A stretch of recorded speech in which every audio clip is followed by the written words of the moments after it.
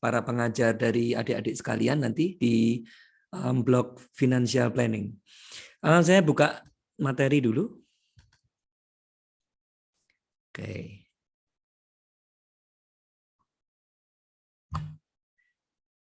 Ini masih online semua ini? Masih dari rumah semua ya? Iya, dokter, kecuali skill lab. Oke.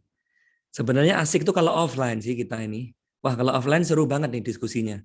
Kita bisa ngobrol investasi, ya kan? Bisa ngobrol saham, reksadana. Online juga oke. Jadi kita oke juga sih online. Tapi nanti kalau kita bisa offline, barangkali ada sesi-sesi ekstra boleh teman adik-adik. Nah, oke. Ini saya akan share screen dulu. Oke, sudah kelihatan? Sudah ya? Oke, sip. Oke, kita akan mulai bareng-bareng nih, kurang lebih sih 1 jam 40 menit sih untuk materi perdana ini di kelas financial. Nah, di kelas introduction ini, saya tahu adik-adik semua di kelas internasional, saya disuruh sama Dr. Henny, koordinator kita, itu untuk slide-nya bahasa Inggris. Tapi ngomongnya bahasa Indonesia. Nggak apa-apa ya, bahasa Indonesia. Saya khawatir nanti istilahnya kalau bahasa Inggris udah belum pernah dengar, nanti malah mengacaukan juga. Jadi saya akan menyampaikan pakai bahasa Indonesia. Oke, jadi adik-adik sekalian, kita akan buka nih. Nah, ini gongnya, ibaratnya itu pengantar kan, pengantar untuk blog yang sudah kalian pilih. Dengar-dengar ini blog elektif untuk kalian pilih dan thank you bahwa adik-adik semua banyak yang memilih financial planning untuk blog elektif dari kelas kalian di semester ini. Itu membuktikan juga bahwa minat dokter untuk belajar financial itu tinggi, ya kan, tinggi. Dan kita mencetak sejarah loh ini. Ini pertama saya bilang kan, ini pertama kita mengadakan satu kelas financial planning yang dalam tanda petik masuk dalam kurikulum resmi. Luar biasa ini. Kita harus foto-foto dulu nanti. Terus kita upload di Instagram, oke? Kita mencetak sejarah, ya kan? Kita pengennya kan nanti berlanjut kan adik-adik semuanya. Karena nanti kita akan bahas juga kenapa sih dokter-dokter itu perlu belajar financial planning. Dan ini kakak-kakak kalian sih sebenarnya yang menginisiasi. Kalau kita ngomong kenapa ini bisa masuk ke fakultas kita yang tercinta, ini kan sebenarnya kita perlu berterima kasih sama Dokter Henny yang sudah memfasilitasi teman-teman, adik-adik. Jadi ketika di masa pandemi kemarin, orang tua kalian atau senior-senior kalian, ya itu semuanya pada panik semua loh secara finansial. Kenapa? Karena pada masa pandemi kan ketidakpastian kan, bukan hanya kesehatan tapi finance juga. Akibatnya apa? Pada masa pandemi, income juga terancam menurun. Mungkin kalau kalian dari keluarga dokter cukup merasakan kunjungan ke rumah sakit itu turun. Nah, di situ minat dokter untuk belajar finansial itu sangat tinggi sekali. Nah, akhirnya kita bikin kelas-kelas buat dokter. Waktu itu saya menginisiasi di tahun 2020, mulai bulan April lah. Waktu itu, bulan Maret kita kan pandemi pertama. Dan minatnya luar biasa. Maaf dokter, izin dokter. Ya? Untuk pretestnya kapan ya dok? Oh ya, nanti saya habis ini ya. Bisa ya dok? Oh ya. Di sini. Oke, ya. Saya pemanasan dulu biar mereka ini. Jadi dok. Oke, matur nuwun. Iya, jadi apa namanya? Akhirnya minatnya tinggi sekali ya. Value financial planning itu tinggi sekali, adik-adik. Ternyata para senior kalian itu membutuhkan itu loh, seperti apa ya? Seperti oasis gitu. Itu sesuatu yang tidak diajarkan kan, tentang investasi, tentang mengatur keuangan, tentang asuransi, macam-macam sih. Nah, itu akhirnya value-nya ternyata dibutuhkan. Dan ternyata setelah itu event demi event dilakukan, bahkan juga untuk beberapa event untuk kelas-kelas setara dengan kalian juga ya, di kelas S1, kemudian koas, internship, ada beberapa platform yang kita bikin kelasnya, dan ternyata memang semuanya kita butuh. Dan dari situ Dr. Henny kemarin sebagai inisiator akhirnya kita ada pertanyaan yang menggelitik nih, gimana kalau kita masukin ke fakultas kedokteran? Kira-kira gimana? Ya kan? Nah, ternyata Tuhan memberikan jalan dan kita semua akhirnya berkumpul di pagi hari ini. Nah, itu ceritanya teman-teman, adik-adik sekalian sebenarnya. Akhirnya kita bisa ada di sini. Gitu. Oke, saya perkenalan dulu. Oke, atau kita pretest dulu aja sih ya. Pretest dulu. Mas Oji boleh dibantu difasilitasi pretestnya? Ya dok, sebentar dok. Oke. Pretest dulu teman-teman, adik-adik. Aduh, saya slip tongue terus. Biasa teman-teman. Pretestnya itu untuk mengukur aja sih. Sebenarnya adik-adik itu pengetahuan keuangannya sampai mana. Nah, itu untuk jadi bahan buat kita. Karena nanti ada post test juga. Nanti hasilnya itu seperti apa setelah kita lakukan ini belajar bersama. Di copy aja di chat pretestnya, Dik. Iya. Ya dok, sebentar dok. Oke.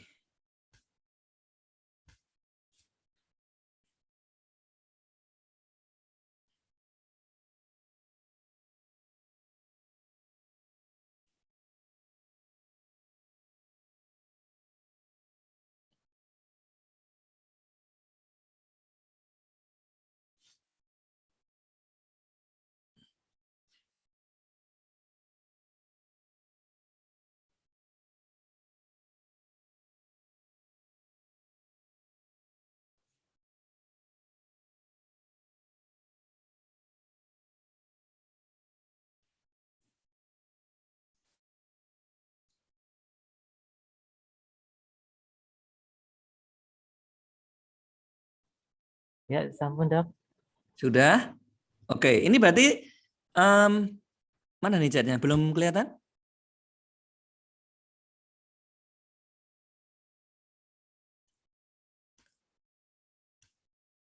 Oh sudah, oke.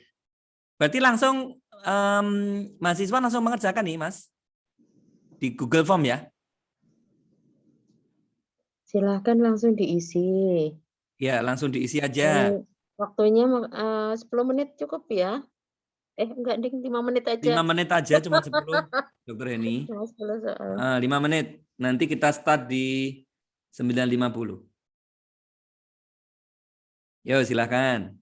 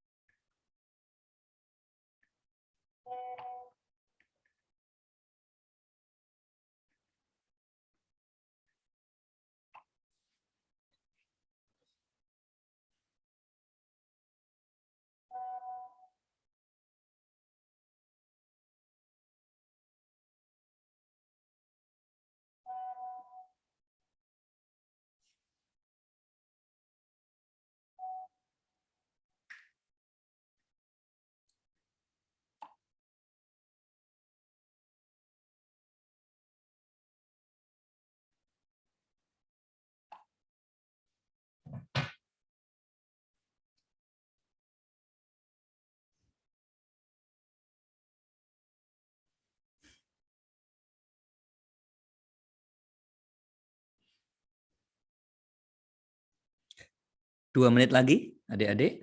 1 menit deh, kayaknya udah pada selesai itu.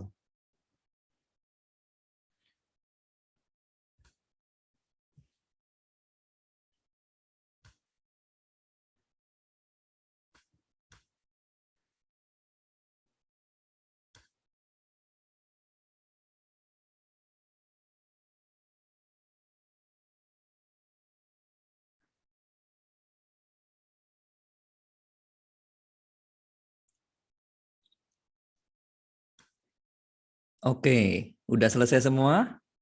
Ya. Oke, udah disubmit. Nanti kita lihat hasil-hasilnya. Nggak apa-apa, namanya pretest kan. Sebelum kita memulai apa yang kita pelajari. Gitu. Oke, kita lanjut adik-adik. Untuk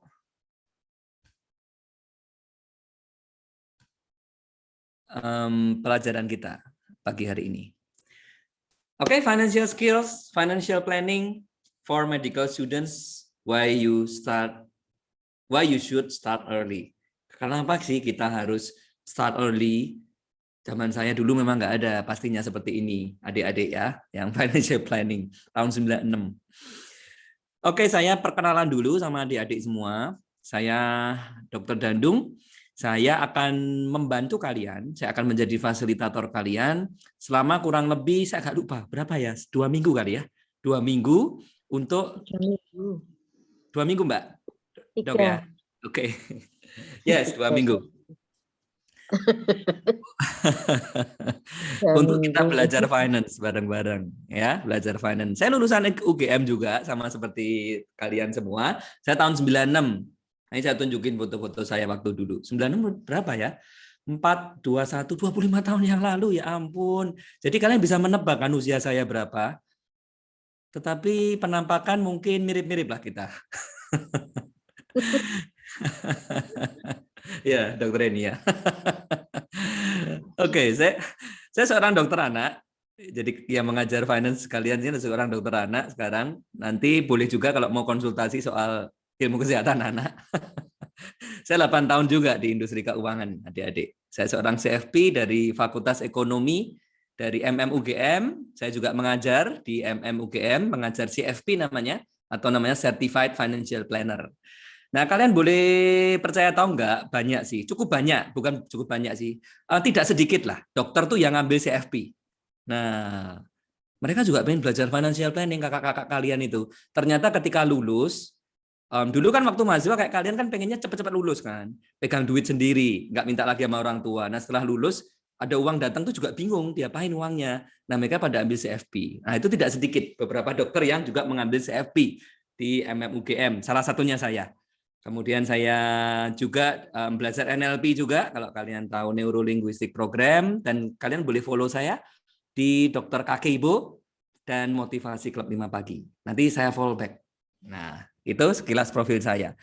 Oke, ini foto jadul saya. Jadi once saya juga pernah ada di posisi kalian.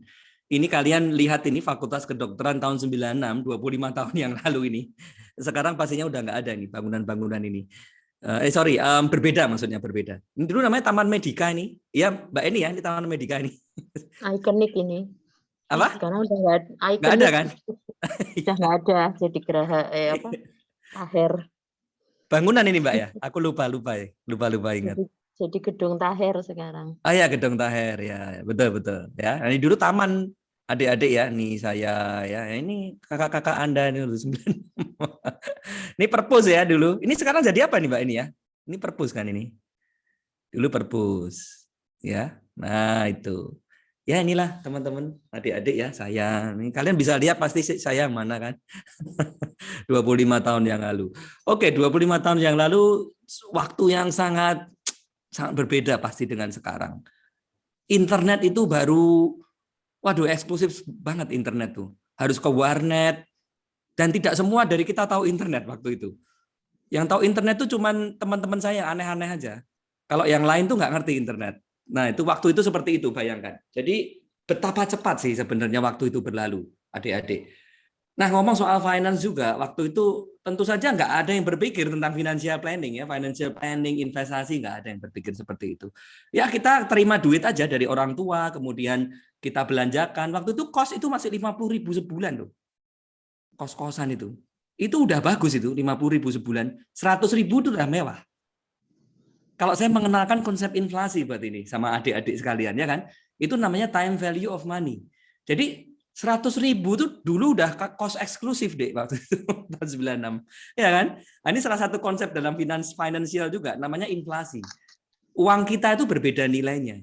Nah, zaman dulu 50.000 ya kan, itu makan 500 itu udah enak itu, nasi telur. 500 nasi telur itu. 1.000 itu udah mewah itu waktu saya ya. Apalagi zamannya Dr. Henny itu kayaknya lebih berharga lagi tuh. Duit segitu lebih berharga lagi. Putri itu 250. Iya kan 250. Ya itu. Ya ini sekaligus mengenalkan namanya inflasi, konsep time value of money.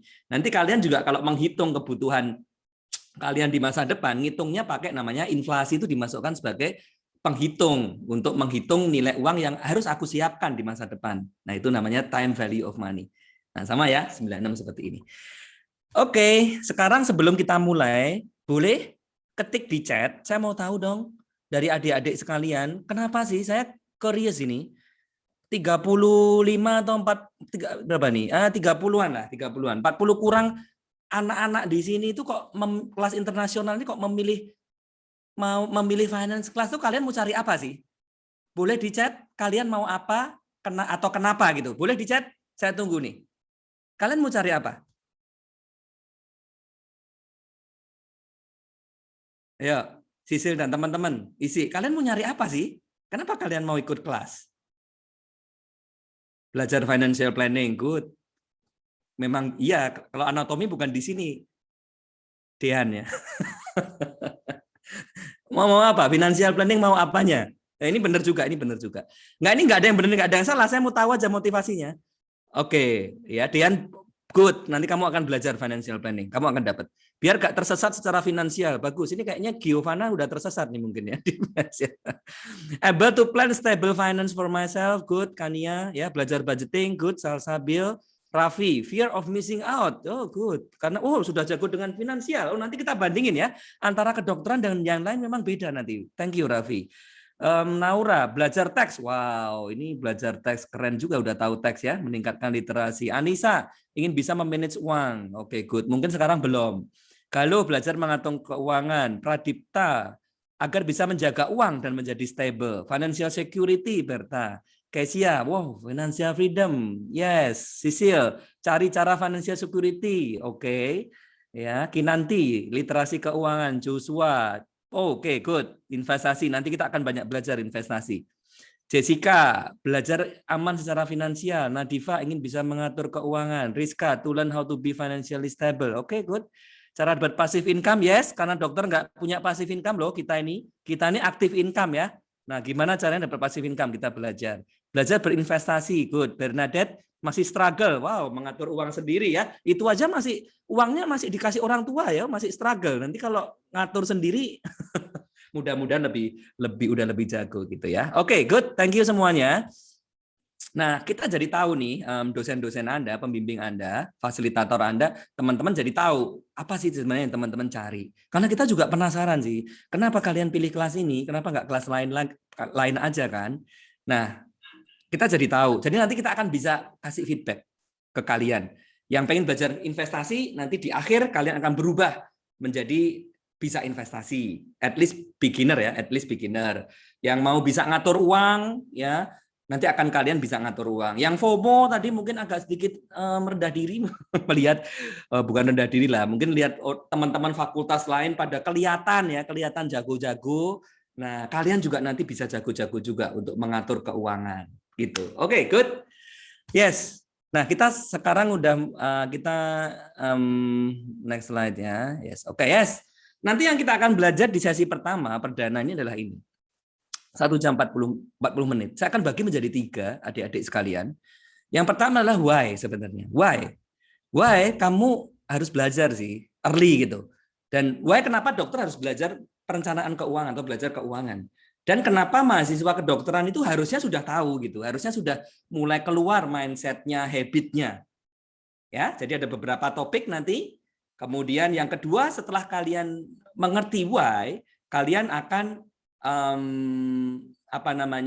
tahu tentang how. Ya kan? Why itu kan berarti motivasinya. Kemudian bagaimana caranya? Aku kan pengen lebih bagus, pengen bisa berinvestasi, pengen bisa mengatur keuangan dengan baik, pengen bisa nabung, ya kan? Nggak impulsif misalnya. Nah, how? Nanti kita akan ngomong how di sesi yang kedua, dan yang ketiga adalah goals kita. Goals kita di 2 minggu kurang lebih ke depan itu apa saja? Itu nanti yang akan kita sampaikan dan kita sepakati bersama. Nah, teman-teman, adik-adik sekalian, harapan kita, kalian nanti bukan hanya belajar teori sih, knowledge, tapi kalian sebenarnya bisa berubah sebenarnya. Kalian dapat skills. Memang tidak semua dari financial planning kalian akan bisa mempraktekkan skills-nya, karena financial planning itu masing-masing untuk usianya, dan adik-adik kan belum bekerja sebenarnya. Tetapi itu justru menjadi sebuah good advantage. Kalian siap-siap dulu, karena zaman kita dulu, zaman saya, zaman Dr. Henny, Dr. Evi, ya kan, Dr. Ita, Dr. Isana, itu kita nggak pernah dapat, Dek. Jadi ketika kita sebagai dokter itu kita juga bingung. Sometimes ya, aku harus ngatur apa dulu sih, seperti itu. Aku harus kemana dulu, nggak ada arahnya. Akibatnya kita punya arah sendiri-sendiri, dan ada juga yang kebablasan arahnya kan. Jadi finansialnya jadi ada masalah, ada problem. Nah, seperti itu. Oke. Saya berharap nanti kita bisa selesai jadi mulai jam berapa tadi ya? Oke. Nanti Q&A 20 menit lah. Mas Oji, nanti saya tolong diingatkan boleh waktunya kalau sisa 20 menit supaya ada waktu Q&A. Jedak. Yes. Nah, teman-teman, aturannya dalam sesi ini adalah kalian boleh open mic anytime. Ya, jadi nggak perlu nunggu sesi Q&A, nggak apa-apa. Kalau kalian mau komentar slide, mau tanya, kalian boleh langsung open mic aja. Termasuk untuk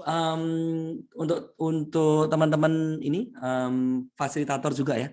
Nanti boleh kalau mau tanya juga langsung aja, nggak apa-apa. Jadi kita seperti diskusi aja.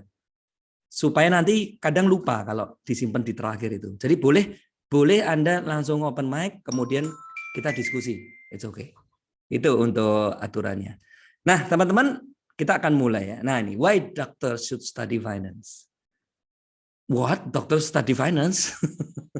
Zaman saya nggak pernah kepikiran itu. Oh, nggak ada sama sekali, nggak ada sama sekali.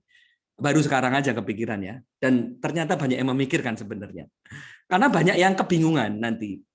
Senior-senior Anda itu setelah bekerja itu banyak yang kebingungan. Nah, mungkin juga agak fear of missing out juga. Kenapa belum bisa investasi dan segala macam ya. Oke, saya mau berangkat dulu dari ini sih. Yes, oke. Saya tahu adik-adik itu sekarang memang belum bekerja. Tapi kalian punya uang kan? Saya tahu kalian punya uang. Karena kalian dapat passive income dari orang tua kalian. Ya, betul. Dari orang tua kalian. Boleh di chat. Kamu sekarang ada problem atau merasa punya problem nggak dengan uangmu? Boleh di chat yang merasa punya problem dengan uangnya? Boleh. Yuk, di chat yuk. Kalian punya problem dengan uang? Sekaligus saya mau survei nih sebenarnya. Atau baik-baik aja? Sulit menabung. Good, Raffi. Wow. Udah dapat pasif income masih menabung ya. Rasanya uang saya cepat habis, nggak tahu kemana. Ya itu dicek itu 11, 10 gitu ya Rizky ya. Spending terlalu impulsif ya itu masalah semua orang Dean. Cepat habis. Punya dok nggak tahu harus nabung berapa banyak. Sisil ya. Oke, nanti aku lapor sama mama nih Sil ya. Habis untuk hari ini. Bingung uangnya mau diapakan. Nah, mungkin bisa ini aja titip ke saya aja nih Prastario. Kalau bingung mau diapakan. Spending too much, yes, okay, unimportant things, ya, ya. Oke, banyak orang sih ya seperti itu Madina ya. Susah batasin spending, good. Nanti akan belajar tentang budgeting. Uangnya tiba-tiba habis, seperti dukun ini. Tahu, ya kan? Datang dan kemudian habis ya. Itu fenomena orang kerja juga. Gajian tanggal 1, tanggal 5 habis. Nggak bisa nabung. Oke, good. Wow, ternyata bisa nabung tapi nggak tahu cara investasi ya. Ini juga banyak juga nih. Haidar belum bisa memutar uang kan ya? Oke, mau diputar kemana ini maksudnya? Mau diputer-puterin?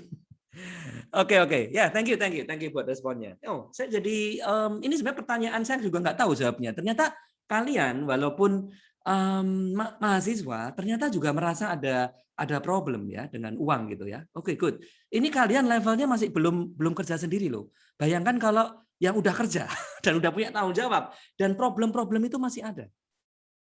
Itu akan lebih bermasalah lagi, adik-adik. Setuju? Itu akan lebih bermasalah lagi itu. Ketika kalian sekarang income soalnya kalian masih dapat support.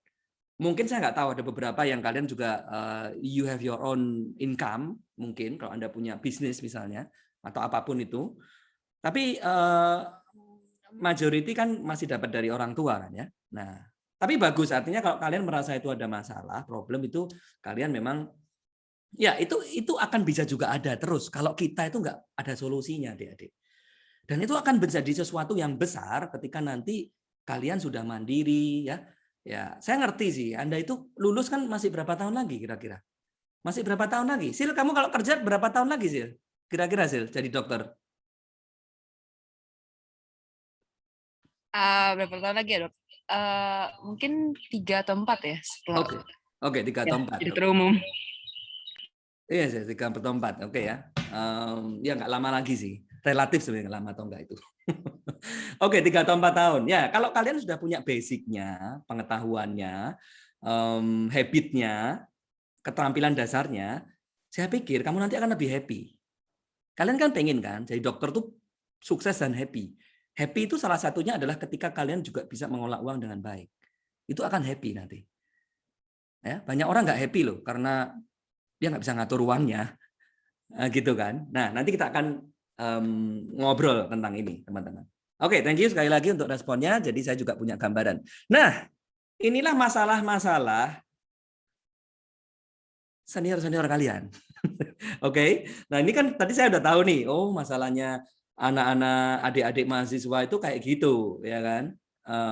Masalah belum tahu investasi, masih susah menabung, impulsif spending, ya. Nah seperti itu. Oke, sekarang saya ngomong tentang masalah ini grown up problems nih, grown up ya. Kalian dunia kerja. Mulai dari luxury lifestyle. Kenapa luxury lifestyle? Dokter itu merasa, waduh, udah sekolahnya susah, apalagi residen kan. Itu sekolah paling sulit di dunia itu menurut saya, residen itu. Ya, sekolahnya penuh penderitaan. Jadi ketika lulus itu, wah, ya euforianya kalau udah punya duit itu pengennya, ya kan? Apalagi sekarang ada media sosial itu. Nah, kita kan pengen dong kasih wow bahwa kita sukses gitu kan. Ya, jadi terpancing ke luxury lifestyle. Nah, itu problem. Impulsive buying yang masih berhubungan dengan yang pertama, not enough income. Itu dari survei dari sahabat saya ya, Dr. Jeff itu Dr. Jeff itu salah satu dokter ortopedi yang juga dia entusias di financial juga. Nanti akan saya kasih linknya di belakang. Itu ternyata ada yang bilang not enough income. Ya, ada yang merasa nggak cukup penghasilannya gitu. Walaupun itu relatif ya, 10 juta sebagai dokter UGD nggak cukup. Dia jadi residen, kemudian jadi dokter spesialis, income 50 juta juga bisa nggak cukup loh. Itu namanya nanti karena namanya inflation ya, lifestyle inflation. Jadi kalau income-nya naik, karena dia nggak punya keterampilan budgeting, adik-adik, itu budgetingnya juga bukan budgeting, itu pengeluarannya juga naik karena dia nggak sadar dia itu spending di mana aja sebenarnya. Akhirnya nggak bisa nabung juga. Itu namanya lifestyle inflation. Ya, betul, lifestyle inflation ya. Trap in debt nggak sedikit, ya. Kemudian menggadaikan SK itu nggak sedikit itu. Itu nggak masalah sih sebenarnya debt. Nanti kita bicarakan nanti. Nanti sama Dr. Henny tuh financial check up, good debt itu seperti apa ya. Gitu. Tapi ada yang juga sudah terperangkap adik-adik. Jadi trap in debt. Kemudian tadi unable to save ya, susah menabung, nggak ngerti investasi itu banyak dokter nggak ngerti investasi. Akhirnya apa? Dia punya uang tuh asetnya numpuk di namanya aset liquid, di tabungan maksudnya. Jadi nggak berinvestasi dia karena nggak ngerti tentang investasi. Nah itu kan sayang ya adik-adik, karena investasi itu ada hubungannya dengan variabel waktu. Kalau kalian berinvestasi dari sekarang dibandingkan dengan 10 tahun lagi, diambil sama-sama di usia 60 untuk pensiun itu jaraknya udah besar sekali. Nanti kita belajar di kelas investasi. Itu sayang. Jadi telat 1 tahun aja itu udah signifikan tuh perbedaannya. Ya, kemudian nggak punya cukup asuransi. Nah, itu juga jadi concern yang joining in scam investment, investasi bodong. Nah, itu juga tidak sedikit tuh. Nanti ada contohnya tuh di koran ya, nanti saya cuplik satu. Nggak punya passive income, ini banyak ini dokter-dokter nggak punya passive income. Nggak kepikiran. Dokter tuh sebenarnya cerdas kalau diajak untuk belajar financial planning itu antusias. Terbukti kita ada satu komunitas sekarang, dokter Kakebo namanya, itu antusias semuanya. Kelas-kelas dokter banyak sekali yang ikut. Cuma nggak ada yang ngasih tahu sebenarnya, itu aja sih. Nggak ada yang ngasih tahu seperti kita sekarang sedang berbagi kepada kalian semua. Dulu zaman kita mana ada seperti ini. Nah, jadi nggak punya passive income. Kalau nggak punya passive income berarti active income terus, kerja terus. Ya, luar biasa. Dan tidak punya planning untuk retirement atau financial freedom. Dokter itu paling susah pensiun, kalau katanya Dr. Jeff, teman saya itu. Susah pensiun loh, Dek. Kenapa? Kita sebenarnya memang nggak pensiun juga nggak apa-apa, karena kan kita keterampilan profesional. Mau praktek sampai umur 65, 70, ya 75 masih praktek pun bisa kok. Tapi apakah itu yang kita maui gitu kan? Apakah tidak ada tujuan-tujuan lain ketika kita ini sudah di hari tua, apalagi fisik juga udah berbeda? Oke, saya coba aja Anda berpikir memang jauh sih, memang jauh. Kadang-kadang untuk seumuran teman-teman ini, wah itu terlalu jauh. Tapi semakin Anda punya visi yang panjang, itu sebenarnya hidup kalian akan semakin berkualitas sebenarnya. Dan kita ajak memang financial itu adalah untuk berbicara tentang visi hidup kalian seperti itu. Nah ini adalah doctor's problem with money, banyak toh, banyak problemnya. Nah, ini cuplikan aja nih. Ini, kasihan dokter senior tertipu investasi bodong 3 miliar. Uangnya habis ya, hasil nabung puluhan tahun ini. Nabung puluhan tahun buat pensiun karena nggak ngerti finansial, ya. Waktu dia udah kekumpul banyak, uangnya diinvestasikan di investasi yang sebenarnya tidak sesuai dengan usianya dia karena udah agresif kan. Kalau udah tua tuh harusnya kita konservatif karena harus menjaga uang yang kita kumpulkan bertahun-tahun, berpuluh-puluh tahun. Dokter ini nggak ngerti kena sama investasi bodong habis. Salahnya siapa kalau seperti ini? Ya salahnya kita kalau terjadi, adik-adik sekalian. Ya kan? Karena kita nggak belajar. Sebenarnya nomor 1 sih seperti itu. Nomor 1 adalah tanggung jawab kita. Makanya ini sangat disayangkan kan kalau kejadian-kejadian seperti ini. Ya, investasi bodong. Nah, ini hanya yang terpotret ini hanya satu aja nih. Tapi kalau yang tentu saja yang lain banyak. Yang lain itu banyak. Karena manusia itu ada unsur serakahnya, nanti kita belajar di kelas investasi, namanya fear and greedy. Ya, greedy nih. Kalau ditawarin kayak gini greedy. Yang investasinya itu bunganya besar. Lebih besar daripada bunga bank dan fantastis dan dijamin. Nah, orang langsung greedy dan itu mengalahkan akal sehatnya dia. Nah, itu karena dia sebenarnya tidak ada financial literasi. Disayangkan kan kalau seperti ini. Kemudian yang kanan ini, cerita pasangan dokter alami lifestyle inflation. Gaji 35 juta tidak cukup. Wow. Ini ceritanya apa nih? Wilson, ya, pria 32 tahun, masih kesulitan mengatur keuangan. Bekerja sebagai dokter anestesi. Dulu gajinya ini kalau cerita di bawah ya, gajinya itu waktu 10 juta dia susah nabung. Waktu jadi dokter UGD. Istrinya dokter umum. Kemudian Wilson sekolah anestesi, lulus, gajinya 35 juta, masih susah juga adik-adik. Nah itu tadi. Ini karena dia nggak punya keterampilan namanya mengatur uang. Yang sebagian dari kalian tadi ada yang ngomong kan, susah mengatur uang. Atau ada yang pengen bisa mengatur uang. Itu tadi. Dia nggak maybe, ini analisis dari luar, adalah dia pasti nggak punya nih kebiasaan money habit-nya untuk mencatat pengeluaran. Nggak ada nih. Jadi dia nggak ngerti pengeluaran tiap bulan itu uangnya lari kemana. Itu banyak, seperti itu banyak. Jadi dokter itu income-nya besar, banyak yang income-nya lebih besar daripada dokter biasa itu banyak. Tapi nggak punya investasi itu juga banyak juga. Jadi dia makin besar nggak ada investasi. Karena itu tadi ya, dia nggak belajar financial planning, dia nggak ngerti financial edukasi, ya nggak ngerti tentang memanage uangnya, berapapun penghasilannya tidak akan pernah bisa menabung. Nah tentu saja hal-hal seperti ini kita mau hindarkan kan. Mumpung adik-adik ini kan belum masuk di dunia kerja, belum terjerumus ke lembah kenistaan. Nah, tidak sedikit sih senior-senior kalian ya sudah terjerumus gitu kan. Nah, seperti ini. Jadi money is not everything. Money itu kalau bisa kita atur dengan baik, itu kita bisa happy sebenarnya. Hidup kita lebih terarah. Nah, itulah gunanya kalian tahu namanya financial planning. Seperti itu. Nah, oke, ini jenjang kedokteran kita. Panjang ya, panjang. Ini tolong dikoreksi ya kalau salah. Saya cuma cuplik aja soalnya. Dari S1, zaman saya sih 4 tahun. Kalau nggak salah sekarang udah lebih singkat ya. 4 tahun, kemudian profesi koas ya ini maksudnya. Ini koas. Koas itu dulu saya 2 tahun. Kalau nggak salah sekarang dipersingkat ya kalian. Nah, dipersingkat, kemudian dokter, internship, ya kan? Nah, dokter, kemudian masuk lagi ke namanya jenjang spesialis S2 dan seterusnya. Artinya apa teman-teman yang mau saya tunjukkan dari ini? Ini kenapa financial planning untuk dokter itu sebenarnya khusus. Khusus itu kenapa? Kita tuh jenjang pendidikannya beda sih dengan program studi yang lain. Mereka rata-rata bekerja umur berapa? Kalau mereka kuliah katakanlah 18, ya 22, 23 udah jadi manajemen trainee, benar kan? Manajemen trainee kan? Kita masih harus koas, masih harus internship, masih harus spesialis. Saya sendiri baru bekerja itu di usia 32 tahun saya sendiri. Nah, jadi kita memang telat seperti disampaikan oleh salah satu dari Anda tadi. Kita itu telat sebenarnya. Orang lain tuh sudah tahu keuangan, merasakan sendiri dunia kerja, kita masih panjang. Nah, itu membuat memang kita ini memang khusus ya, memang khusus. Oke. Nah, ini salah satu yang saya kutip dari Robert Kiyosaki, itu salah satu financial educator yang sangat terkenal lah di dunia keuangan.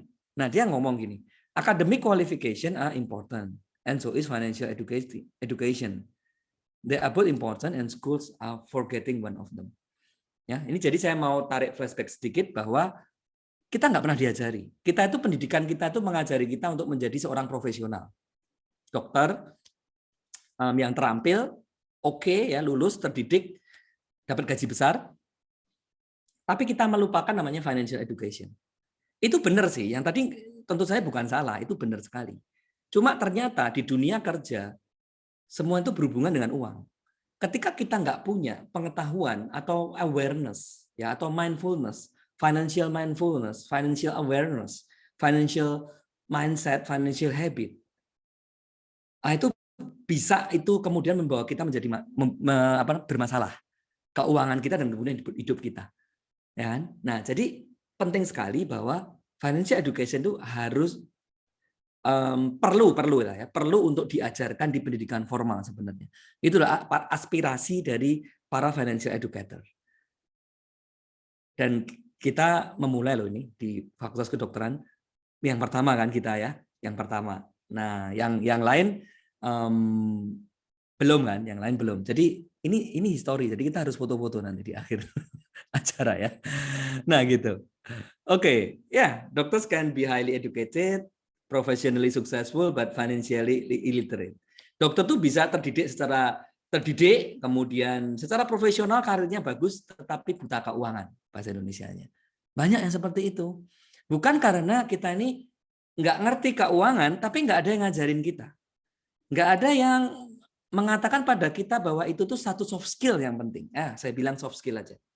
Kalau anatomi, fisiologi, histologi, kemudian ilmu kesehatan pediatri, ya, interna, itu adalah hard skill yang perlu dikuasai oleh dokter. Soft skill ini kita jangan lupa juga. Soft skill itu yang lain ya selain financial, misalnya teknik berkomunikasi, kemudian leadership, ya misalnya itu ya salah satunya adalah financial. Ya, teamwork itu juga salah satu financial. Ini semua itu akan membuat menentukan kesuksesan dan kebahagiaan Anda nanti. Nah, itu kalian perlu pelajari. Nah, itu ya. Jadi financial itu adalah soft skill yang nanti akan sangat menunjang karir dari teman-teman semuanya, adik-adik semuanya. Seperti itu. Nah, kenapa dokter itu punya problem dalam manage keuangan mereka? Ya, nah, kenapa sih kalau saya tanya ini sama yang udah kerja, ini survei dari saya nggak lupa dari siapa. Ya, mereka bilang gini, nomor 1 income-nya berfluktuasi. Income dokter kan memang fluktuasi kan. Ya susah, karena kita kan nggak ngerti income kita bulan depan berapa, bulan ini berapa, kita nggak ngerti. Itu memang jadinya memerlukan bahwa karena fluktuasi, justru kita harus mengadakan namanya budgeting, money management harusnya. Karena kita nggak ngerti income jasa medis kita berapa. Yang kedua adalah financial uneducated. Kemudian low income, ya, especially in early career. Internship sekarang berapa tunjangannya? Saya dulu pembimbing internship ya teman-teman. Mereka suka cerita sama saya. Gaji-gajinya ya kan ada yang 2, ada yang 3. Nah, seperti itu. Ya itu challenge, itu tantangan. Bagaimana dengan income 2 dan 3 juta? Waduh, ada sekolahnya udah susah-susah, Dok. Iya sih, tapi itu harus kamu jalanin kan? Jalanin aja. Dan keuangan ya kamu harus sesuaikan. Nah, ya, ada mereka yang udah mandiri, ada yang masih support dari orang tua. Ini low income itu juga jadi problem juga ketika di early career. Dan kalau kalian sudah tahu money management, berapapun income-nya, harusnya kalian bisa kelola. Gitu kan? Kalian bisa kelola. Nah, itu benefitnya kalian ikut kelas ini. Tubesi itu nggak punya waktu untuk belajar, ya kan? Jadi sebenarnya perlu komunitas salah satunya. Makanya ada komunitas itu bagus. Walaupun kalian mungkin nggak banyak komen di grup itu, paling nggak kalau grup itu posting finansial, oh ya aku ingat ya finansialnya harus nabung, harus invest, kan seperti itu teman-teman. Nah, itu penting juga, itu solusinya sih itu untuk dokter yang sibuk. Luxury lifestyle, kembali ke yang tadi, bahwa dokter itu dipandang sebagai profesi yang kita itu stable loh. Tadi beberapa kalian bilang financial stable kan, masyarakat melihat kita tuh stable, kita tuh bagus. Makanya banyak yang pengen punya mertua dokter kan. Mereka nggak tahu kehidupan dokter di dalam itu seperti apa ya. Kasihan tuh para orang tua yang mendambakan menantu dokter. Oh iya, itu salah satunya adalah karena kita terset profesi yang oke, lifestyle jadinya oke, kita nggak punya financial education, itu bisa jadi masalah itu. Oke? Nah, jadi kita ingatkan kalian untuk menjaga namanya lifestyle. Nah, ini sebenarnya slide-nya harusnya ke yang tadi. Saya agak urutannya agak benar, tapi itu tadi ya. Doctors have a long educational levels. Most doctor works in 25-27 years old. Tolong dikoreksi kalau salah ini. Spesialis saya itu 31-32 baru kerja. Nah, jadi apa? Kita ini gap-nya dengan profesi lain udah punya uang duluan. Kita belum. Mereka udah punya keterampilan, kita belum. Nah, gitu kan? Nah, itu. Jadi betapa pentingnya sebenarnya itu ditekankan dari awal. Artinya kalau kita udah punya financial skills, itu kita nggak ketinggalan dari mereka. Even kamu masih koas, kamu nanti internship, presiden, udah ada namanya money mindset sebenarnya. Dan itu memotivasi, Dek, soalnya. Kalau kamu udah punya mindset finansial bagus, money itu comes to you gitu. Money comes to you. Ya kan? Tapi kalau kita nggak mikir ya nggak ada, kita nggak uang tuh nggak datang ke kita. Nah, itu salah satu namanya kalau di metafisika itu namanya law of attraction. Law of attraction.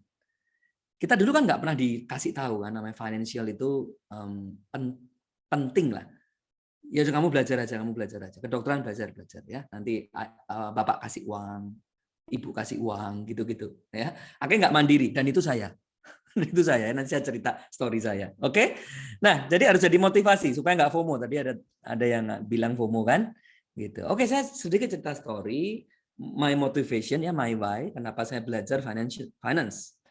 Jadi back to 96, 2000 saya koas, saya bukan orang yang mandiri. Artinya orang tua tuh kasih ke saya. Saya nggak ada mindset finansial, jadi ya udah habis minta. Nggak usah ngomong investasi, nggak usah ngomong nabung. Saya nggak ada tabungan. Kalian bagus aja kepikiran nabung, bagus juga. Saya nggak kepikiran itu. Waktu mahasiswa tingkat 4 nggak pernah ada mikir nabung. Kalau habis ya minta. Ya mana ada saya mikir ya saving rasio ya nggak ada. Dan saya merasa saya fine aja. Dan itu sebenarnya di kemudian hari membuat saya menderita, ya kan? Nah seperti itu. Saya bukan orang yang mandiri dalam keuangan. Kemudian sampai saya lulus dokter itu tahun saya praktek 96, saya agak lama nih kedokteran, agak bandel dikit ya, 7 tahun. 2003 berarti saya praktek. 2003 kemudian saya langsung spesialis. Nah, jadi saya nggak merasakan kerja itu nggak merasakan, paling 6 bulan aja kerja di klinik seperti itu. Senang juga sih punya uang, tapi waktu itu langsung saya kasih ke calon istri saya kan, istri saya sekarang. Ini dia pegang duit, dia juga sepertinya juga nggak ngerti financial planning, kayaknya buat beli kompor listrik, ya, buat beli. Loh kamu kan ngapain beli itu? Ini buat ini modal menikah, kalau kita udah menikah. Jadi dia nggak ngerti investasi juga, nggak ngerti saving, ya kan?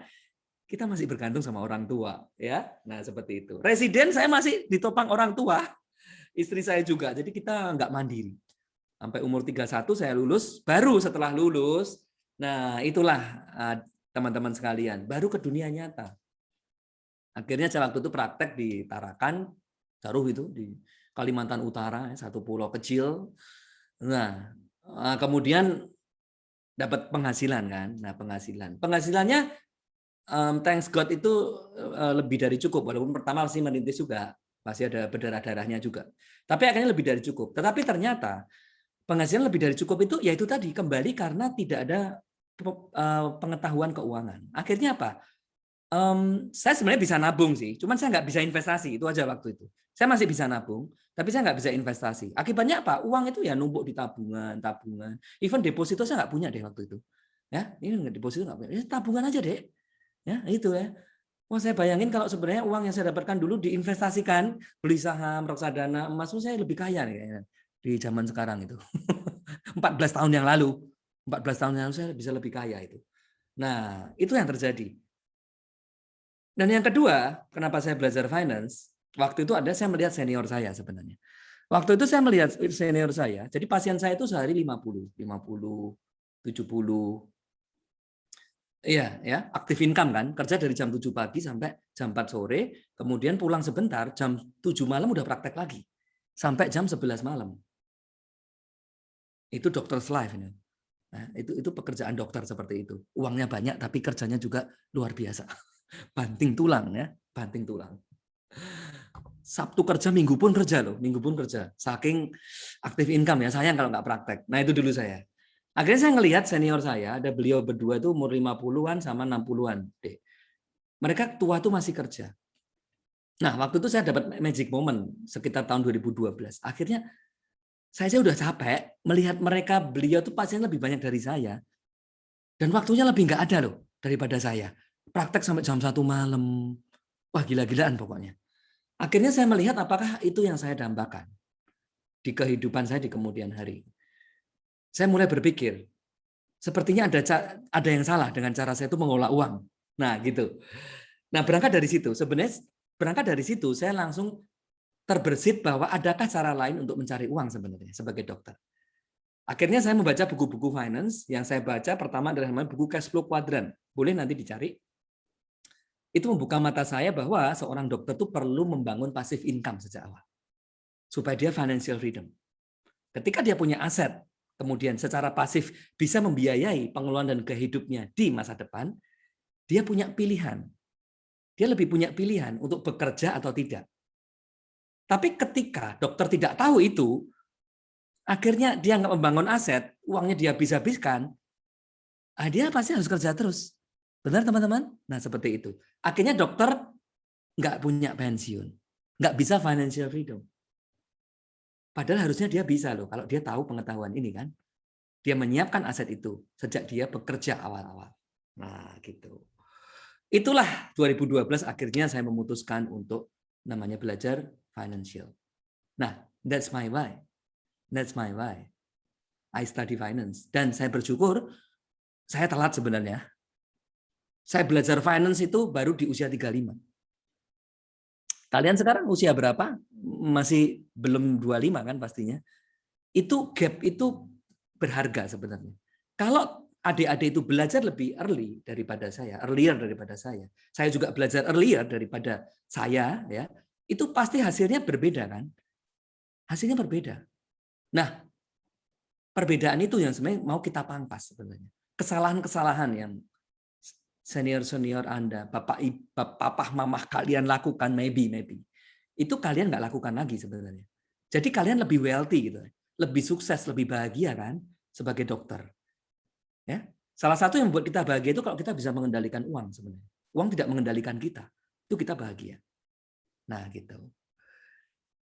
Oke, jadi saya sampai satu kesimpulan sih bahwa memberikan the right education, the right mindset, and financial habits in medical school will improve your career, success, and happiness in your future. That's my belief. And that's my passion, that's my mission sebenarnya. Kenapa saya ada di depan Anda saat ini? Saya berbagi, ya. Nanti juga Dr. Henny berbagi kepada Anda. Nanti ada Dr. Evi, ya, Dr. Isana, Dr. Morita, ya, Dr. Ita yang akan berbagi. Itu karena kita punya belief yang sama. Kita punya mission yang sama bahwa kalau kita bisa mulai lebih awal, kita tuh bisa bikin generasi kalian lebih bagus. Itu kan misinya para edukator, ya, misinya para pengajar. Kita pengen kalian sebenarnya lebih bagus. Enggak mudah memang membuka mindset ini ke para stakeholder bahwa ini penting. Dan kita juga harus membuktikan itu sebenarnya karena itu kita kelas perdana. Maka kelas perdana itu mungkin masih banyak trial and error kan.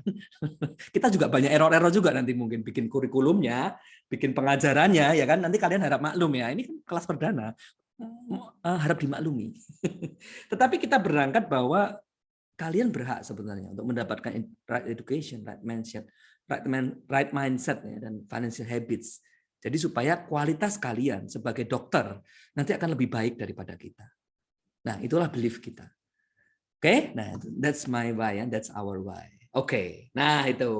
Oke, ini untuk menyingkat waktu aja. Saya tanya dulu deh sama Mas Oji supaya saya nggak salah jam. Mas, saya sampai jam berapa nih kuliah kita, Mas Oji?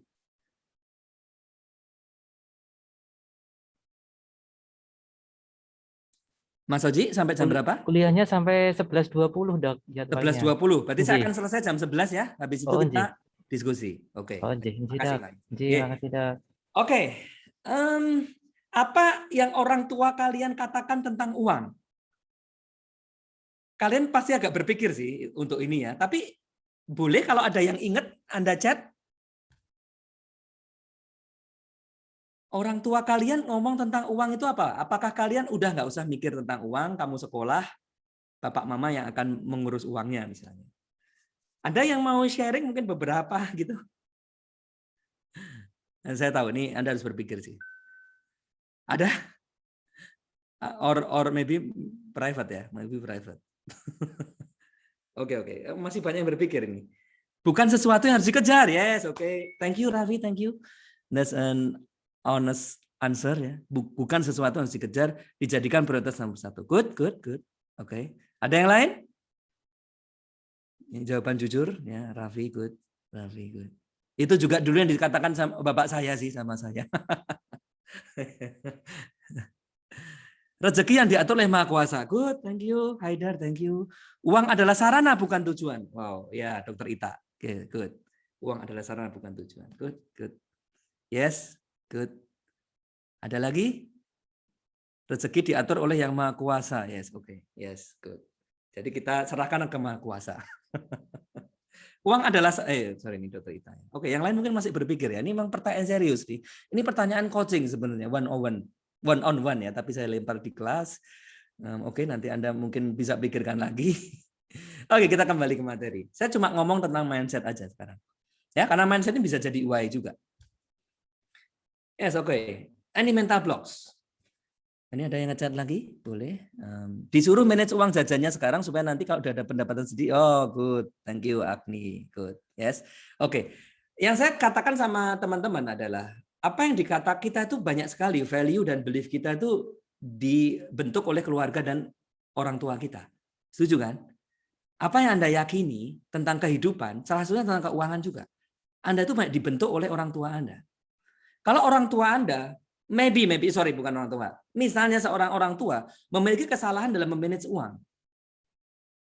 Anak itu bisa melakukan hal yang sama nanti.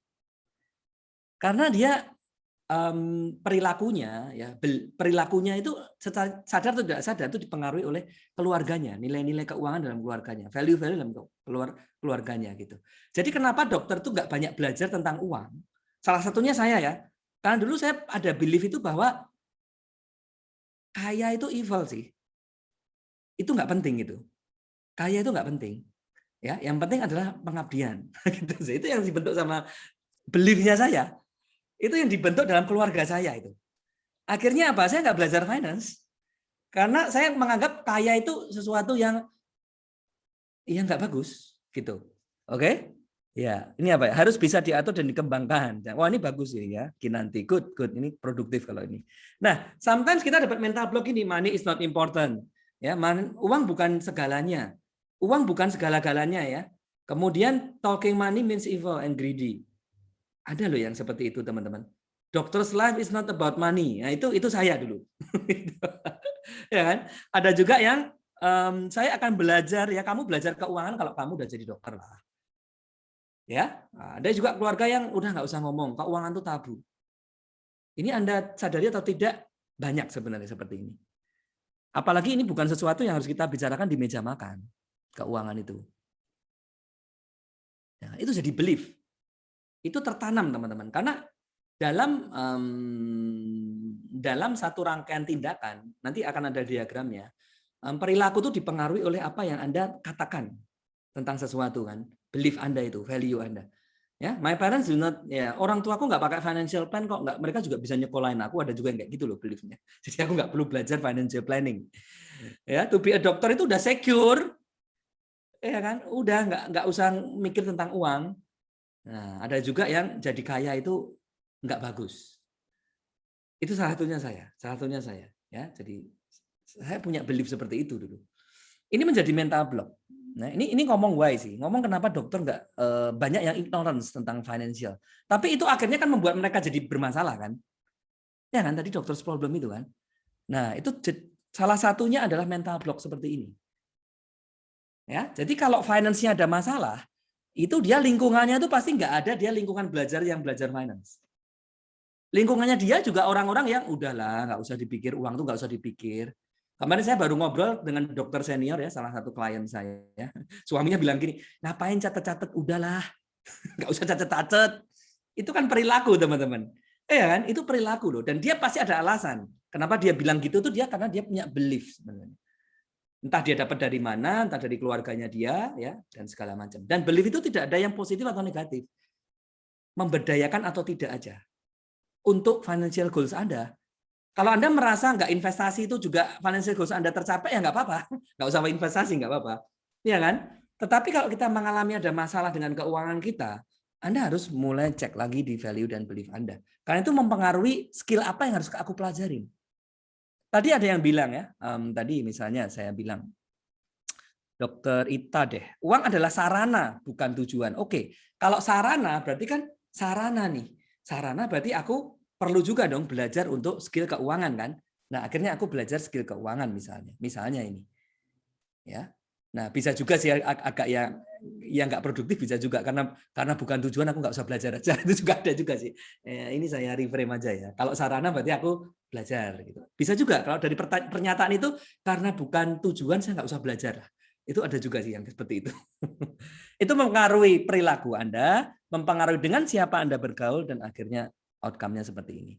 Nah, jadi mari kita mulai evaluasi juga. Jadi adik-adik sekalian ini kan kita sebenarnya mau melakukan revolusi ya, gitu. Jadi kita menganggap bahwa finance itu harus kita pelajari, money itu sejak awal gitu kan. Karena kita melihat tuh banyak problem loh dokter-dokter di sini.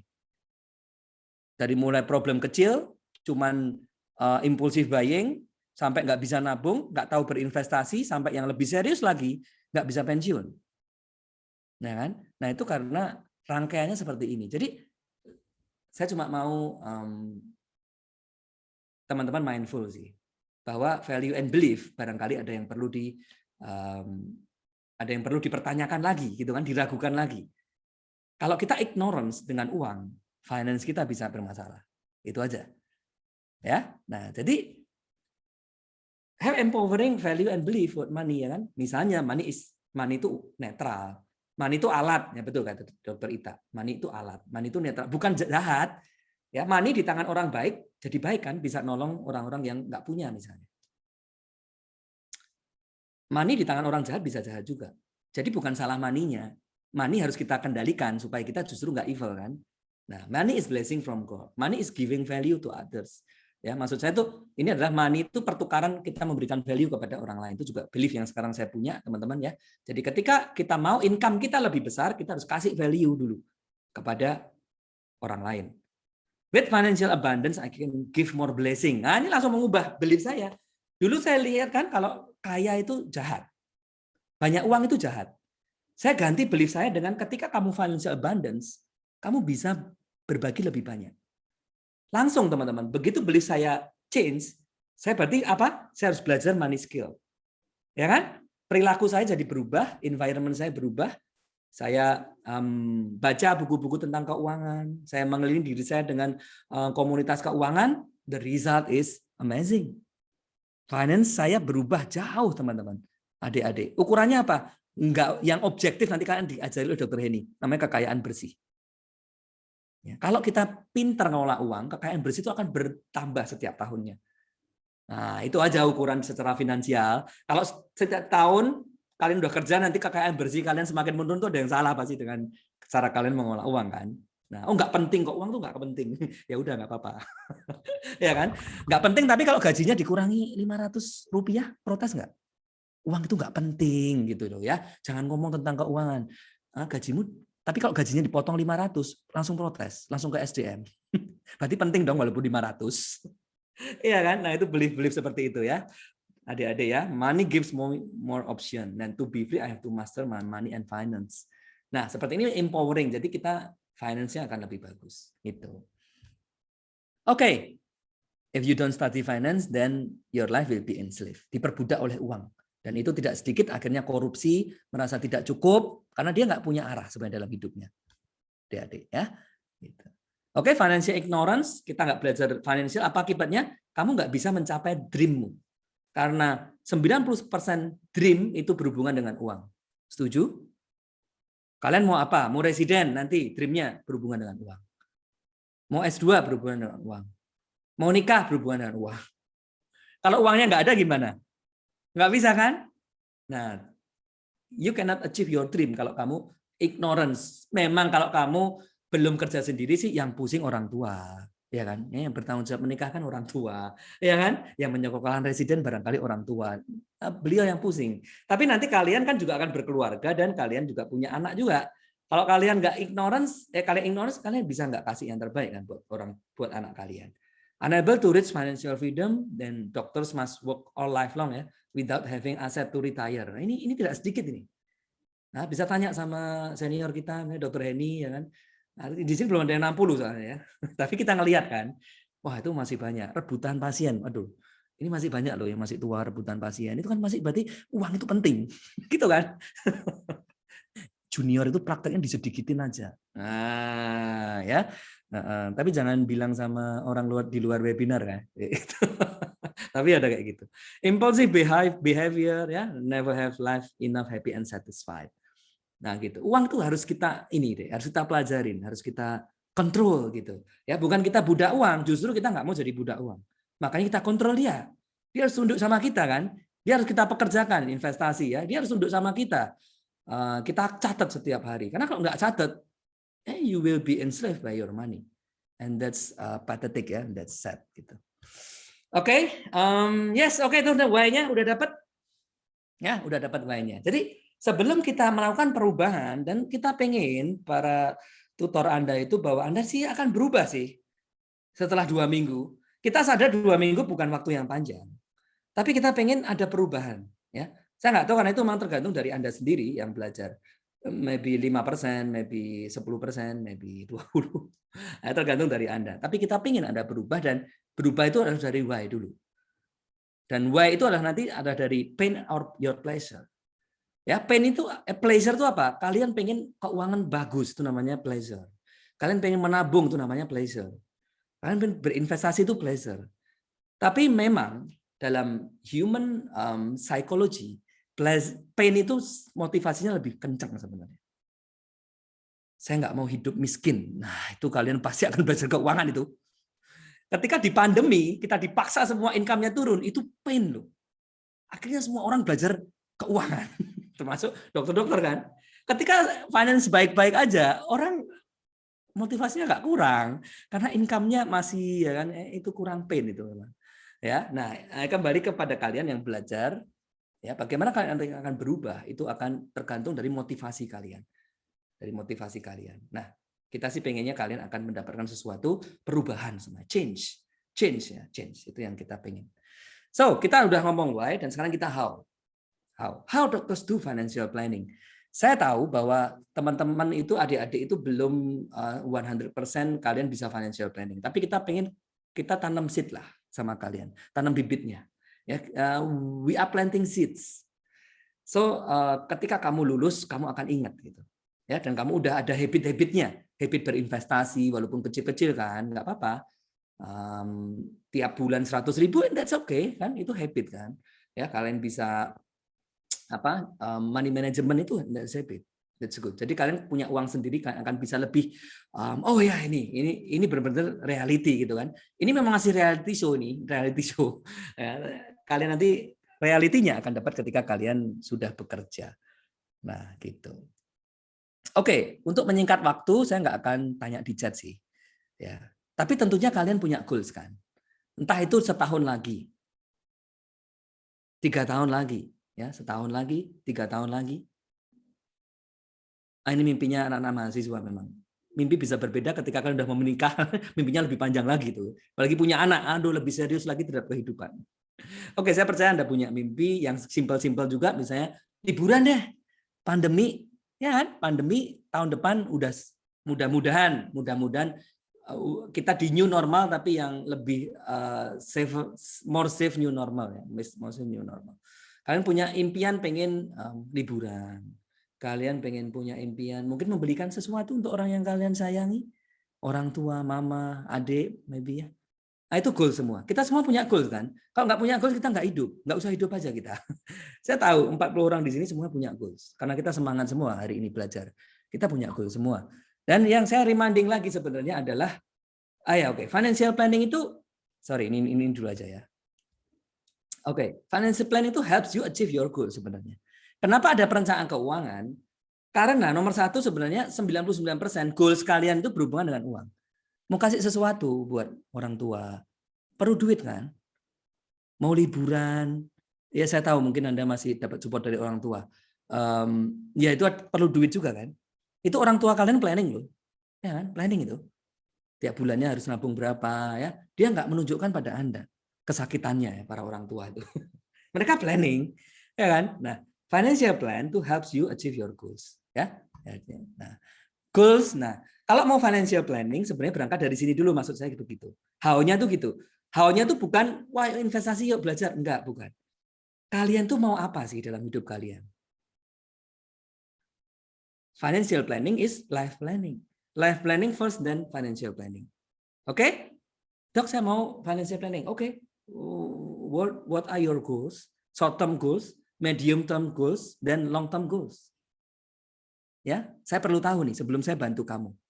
Apa goalsmu di 1 tahun lagi, 25 tahun, lebih dari 5 tahun. Nanti saat menentukan strategi keuangannya, menentukan investasinya, menentukan arahmu. Sayangnya teman-teman, banyak orang nggak punya goals dalam hidupnya atau tidak menyadari. Akhirnya karena nggak menyadari goalsnya apa, finansialnya juga ikut-ikutan kan, karena finansial berhubungan dengan life. Jadi kalau kamu mau perencanaan keuangan, berangkat dari tujuan dulu, bukan dari ayo kita beli kripto, ya. Nah, ayo kita beli yang namanya investasi saham, bukan seperti itu. Tapi berangkat dari tujuan kalian itu apa, gitu. Oke. Nah, setelah itu apa yang kalian lakukan? Ya, ini ya. Kalian make money, save money, invest money untuk achieve your dreams.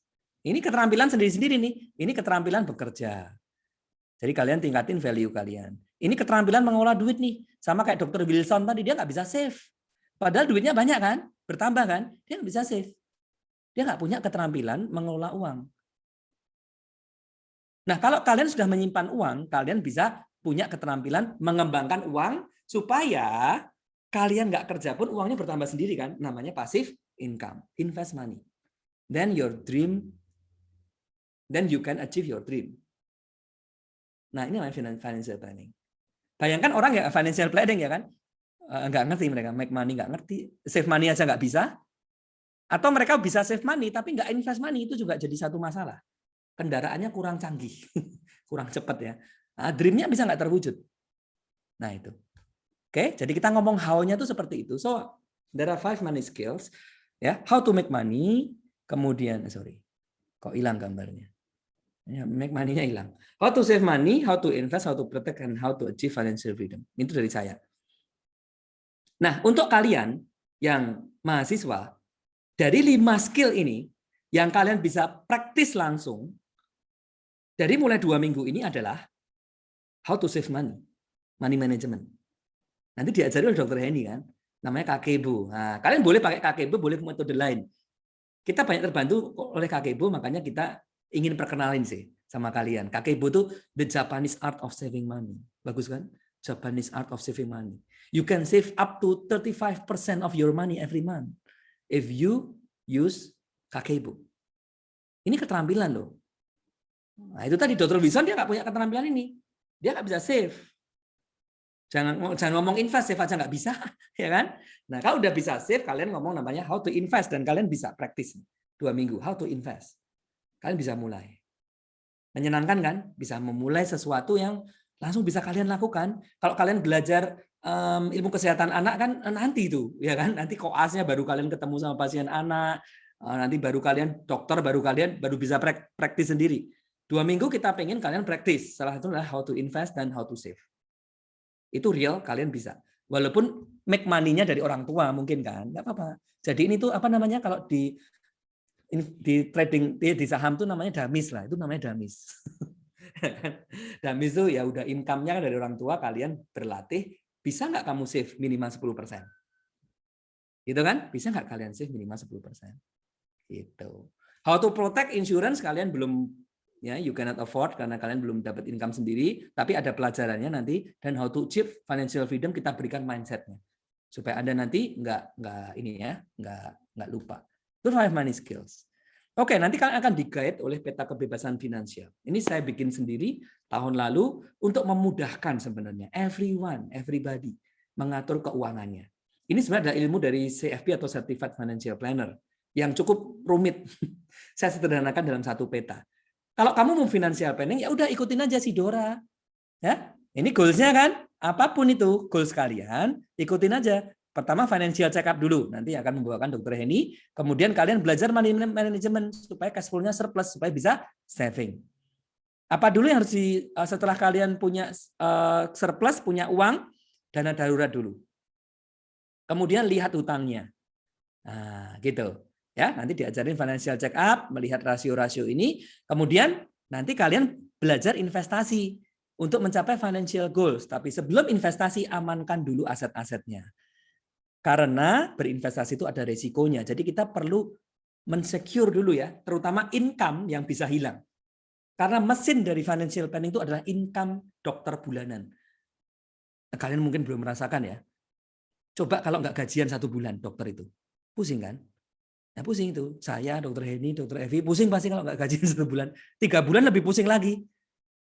1 tahun itu sudah mau mati rasanya, ya kan? Sudah mau mati. Artinya apa? Income itu penting banget dan income bisa hilang karena resiko kehidupan. Makanya kita perlu protect dulu. Sebenarnya itu sih financial security ya. Dan kita protect asetnya juga. Kalau ada resiko nanti aset ini tidak digunakan untuk membayar resiko sebenarnya. Kita belajar nanti tentang financial security basic lah, basic knowledge ya. I know kita nggak bisa advance dengan Anda, tapi basic Anda. In case Anda tahu asuransi kesehatan, asuransi jiwa, asuransi profesi terutama ya, profesi juga itu penting juga. Kemudian belajar investasi ya untuk financial freedom. Nah ini, ya, kamu udah punya peta sekarang. Nanti kalau kamu udah kerja, tinggal turutin aja nih petanya.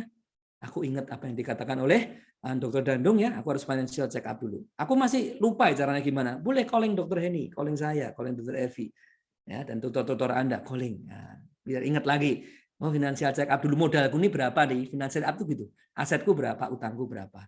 Ya, Anda bisa kemudian mulai belajar money management dan seterusnya. Akhirnya akan mencapai namanya kebebasan keuangan someday. Someday you will achieve. Memang kebebasan keuangan itu bukan tahun ini. Anda belajar di kelas ini 2 minggu, kemudian tahun depan bisa financial freedom. Wah, itu kayaknya enggak sih. Itu long term, teman-teman. Long term ya, karena ada beberapa indikator yang juga harus dibereskan juga sebelum financial freedom. Itu ini akan meng-guide kita dan juga menjadi nanti guide juga di kuliah-kuliah kita nanti. Di blog kita nanti. Ya. Oke, saya akan cepat aja. Start with financial check up, mindful first to your asset and money. Ini kalau kalian mau mulai financial planning. Are your finance healthy? financial check up ya. Kayak kita kan ada medical check up kan tiap tahun. Orang itu juga harus di check up kesehatannya. Mereka nggak tahu sih, mereka merasa keuangan memang saya akui 95% orang tuh kurang mindful terhadap keuangannya. Mereka merasa keuangan itu bukan sesuatu yang penting soalnya. Belief-beliefnya itu loh. Aku baik-baik aja kok keuanganku itu. Aku nggak ngapa-ngapain, nggak investasi juga rasanya anakku bisa sekolah sih. Is it really true? gitu ya. Anda belum tahu soalnya berapa yang harus Anda siapkan. Ya mungkin Anda bisa sih nyekolahin, tapi itu gambling namanya. Ya kan? Nah, dengan financial planning kamu lebih tertata. Ya. Likeliness kamu bisa mencapai tujuanmu itu akan lebih besar dengan financial planning. So, gunakan financial check up, nanti Dr. Henny akan bimbing Anda untuk mindful to asset ya. Ini pakai case sih, karena Anda pasti belum punya aset kan. Aset kalian apa sih aset kalian? Aset kalian adalah orang tua yang memberikan kalian penghasilan setiap bulan, ya kan? Ini nanti pakai case tadi. Tapi kita sudah sepakat kemarin untuk walaupun kalian belum, tapi kalian paling enggak kalian ada gambaran. Knowledge dulu. Oke kan? Knowledge dulu. Kemudian nanti kalian juga akan belajar untuk spending habit. Nah, spending habit ini bisa pengeluaran kalian nanti diajarin nih sama Dr. Henny kan. Nah, pengeluaran dibagi 3 apa aja diajarin tuh. Ya, arus kas masuk kalian dari mana? Dari orang tua nih setiap tanggal 1. Wah, kling. Nah, ya, kling. Nah, itu masuk berarti ya kan. Kemudian kalian kelola ini bisa nih ya. Dan banyak orang nggak tahu loh spending habitnya dia. Dan itu jadi masalah. Jadi doctor's problem. Karena orang nggak ngerti. Banyak dokter yang saya kasih spending habit gini, aku takut pengeluaranku ternyata banyak banget. Aku takut kok pengeluaranku ternyata banyak gitu. Banyak orang takut dan nggak ngerti. Itu membuat mereka nanti jadi masalah. Ya, nah oke. Kita kasih awareness kepada kalian, ya, mindfulness bahwa ini penting. Jangan ngomong investasi dulu, jangan ngomong kaya dulu. Kalau ini kalian masih belum mindful, nanti sekaya apapun kalian itu bisa hilang soalnya. Ini basic banget ini. Namanya money management. Oke? Nah, seperti itu. Yes, nanti kan ada the 7 ratio of financial health check up, nanti akan diperdalam oleh Dr. Henny dan liquidity ratio, berapa rasio menabung ya kan? Nah, nanti akan diajarkan oleh Dr. Henny, rasio hutang dan segala macam. Oke, ini memang masih pakai case nanti pastinya karena kalian belum punya itu sendiri. Tapi kita pengen kalian punya awareness ya, punya knowledge juga dalam hal yang dasar ini. Gitu. Jadi nanti kalau udah pegang duit beneran nanti mudah. Oke, setelah financial check up kalian akan mulai money management kan, make your cash flow surplus. Saving rate itu minimal 10%. Kalau orang tua kasih 5 juta sebulan, harusnya sih 500.000 itu harus saving. Mah aku mau saving dia 10%. Loh kenapa? Habisin aja semua, nanti kan mama kasih lagi. Enggak mah, aku mau belajar financial plan. Ya kan? Oh, keren. Ya, kenapa 10%? Itu diajarkan di kelas finance kita. Nah, ya rasio saving itulah 10%. Kalian terbiasa. Nanti ketika kalian punya income, internship income 3,5 juta, 350.000 saving first. Aku hidup dengan sisanya. Nah, gitu. Itu namanya adalah mindset keuangan. Ya. Dan nanti akan diajari Dr. Henny untuk praktis kakebo. Dan emergency cash fund nanti kita akan belajar juga untuk financial security ya. Ini masuk soal security, keamanan keuangan, hutang nanti akan kita singgung pastinya. Sedikit aja sih. Kemudian kita ngomong tentang insurance nanti di financial security, nggak dalam-dalam sih, cuman basic lah. At least kalian tahu karena di US itu medical student mereka udah dikasih juga pengetahuan pelajaran tentang namanya insurance. Health insurance and disability insurance. Mereka udah dikasih ya, jadi kita kasih juga ke Anda untuk financial security, termasuk medical professional insurance ya, asuransi profesi. Stability kita akan ngomong tentang retirement plan ya, basic juga lah. Planning untuk membeli rumah gimana caranya, basic juga nanti. Education fund ini Dr. Henny nanti penting ini. Kalau kalian mau residen duitnya berapa ya, nanti barangkali diinvestkan ke berapa, kasih tahu ke papa mama. Pak, tadi aku dihitungin tuh financial planning untuk higher education, ya ternyata gini loh mas caranya. Ya buat S2 itu kan harus disiapin adik-adik sekalian. Nanti ada satu bahasan khusus dari Dr. Henny, financial stability. Oke, dan financial freedom, passive income. Wah, kalau ini semuanya excited ya, kita akan belajar tentang gimana kalian start untuk investasi, basic knowledge untuk investment dan gold investing, mutual funds, stock and bonds, dan Doctorpreneur. Doctorpreneur ya untuk knowledge aja, siapa tahu karena sekarang banyak juga sih orang yang punya jiwa entrepreneur dan lebih mudah untuk menghasilkan uang dari entrepreneurship sekarang. Saya sendiri termasuk dokterpreneur, jadi sebagai dokter saya juga mempunyai beberapa bisnis. Nah, saya akan sharing kepada Anda yang tertarik ataupun tidak tertarik juga pasti ikut pelajarannya. Ya kalau misalnya merasa belum ada jiwa nggak apa-apa, dengarkan aja dan belajar, pasti banyak juga yang bisa dipelajari. Nah, dokterpreneur itu menarik, misalnya bagaimana bikin klinik, ya kan? Bagaimana bikin rumah sakit. Wah, itu sebenarnya menarik kalau kita undang sih sebenarnya praktisinya ya. Tapi nanti uangnya harus lebih nih budgetnya. Saya harus bicara dulu dengan Dokter Henny nih, undang-undang yang pemilik rumah sakit gitu-gitu. Oke, itu yang kita bicarakan adik-adik sekalian, yaitu how-nya. Kemudian nanti kita juga calculate dokter tax supaya kalian sadar income kita itu bukannya dipotong oleh sedekah dan masa depan ya, saving and investment, tapi juga tax juga. Jadi kita harus tahu net income kita itu berapa supaya kalian nanti sudah terbiasa ketika nanti kerja itu bisa ngitung sih. Ya, karena sekarang ngitung pajak itu kan self assessment gitu. Nanti ada bahasanya, kemudian juga teknologi in finance. Kita akan bicara tentang teknologi, itu sebenarnya adalah makanannya kalian, karena kalau kita yang generasi, kalian milenial kan kita kolonial ya, kolonial itu agak sulit-sulit dengan fintech sebenarnya, tapi kalian lebih cerdas nih jari-jarinya dengan fintech. Oke, yes, itu yang how-nya teman-teman, adik-adik. Oke, 5 menit ya, saya akan perpanjang sedikit 5 menit. Oke, kita udah ngomong why. You know why we have to study finance in early education ya kalian, ya kan? Benefitnya banyak toh, banyak kan? Oke, jangan kayak saya maksudnya. Number 2, kamu tahu caranya financial planning. Saya kasih basicnya tadi, basicnya ya, basicnya saya kasih tahu. Beberapa bisa kamu latih di 2 minggu ini. Investasi bisa, money management bisa. Ya, saving 10% minimal. Mau dengan kaki bu bisa 35%. Tapi aku makannya nasi kucing, Mama. Nggak apa-apa, demi masa depan. Demi aku bisa berlibur yang lebih nyaman. Ya. Nggak tahu, ya, tergantung financial goals Anda juga. Ya, artinya itu bisa Anda praktekkan. Dan kita berharap Anda praktek sih sebenarnya. Anda praktek ya. Nah, oke, yang ketiga, yang terakhir lah kita ngomongin goals, objectives. Perubahan apa? Ya, kamu yang bisa kamu rasakan itu sebenarnya yang menjadi concern yang lebih daripada kita sebenarnya, dari kita maksudnya untuk adik-adik sekalian, karena ini ilmu praktikal sebenarnya, ini ilmu pragmatis. Kita pengen ini ilmu kan banyak exercise sebenarnya. Nanti kan dibicarakan juga ya, nanti dibantu oleh Dokter Ita, Dokter Isana, Dokter Evi kan. Ya, ini ilmu exercise sebenarnya, banyak exercise-nya. Nah, sekarang kita apa sih perubahannya apa yang nanti bisa Anda dapatkan teman-teman. Nah ini kalau kita balik ke peta kebebasan finansial, kita ngomong knowledge dan skill atau knowledge. Ini cuma untuk yang tadi aja. Anda akan knowledge itu ada yang biru-biru ini knowledge. Yang skill, knowledge dan skill itu yang money management. Nah itu, kakebo itu kan nanti skill bisa kamu lakukan. Investasi bisa langsung kamu praktekkan kan. Oke kan? Nah itu dapat tuh knowledge and skill-nya. Kalau yang lain Anda belum, karena itu kita pakai case study nanti, case study. Ibarat Anda belajar ilmu kesehatan anak kan pakai case study juga kan. Anda kan belum langsung ke pasien nih. Nah, kita pakai case study nanti. Teks juga nanti pakai case study. Oke. Nah, ini kurikulum yang kita susun. Nah, kita berharap Anda nanti di 2 minggu lagi Anda punya right mindset about money. Right ya, new habit termasuk make budgeting and daily record. Kemudian Anda yang berminat itu bisa praktis kakebo. Ya, saya kakebo, saya adalah kakebors, Dokter Evi kakebors, Dokter Henny itu master of kakebo tuh karena pernah di Jepang, makanya beliau nanti akan ajar Anda tentang kakebo ya. Or other form, it's okay, it's good. Anda pakai aplikasi Excel, it's good ya.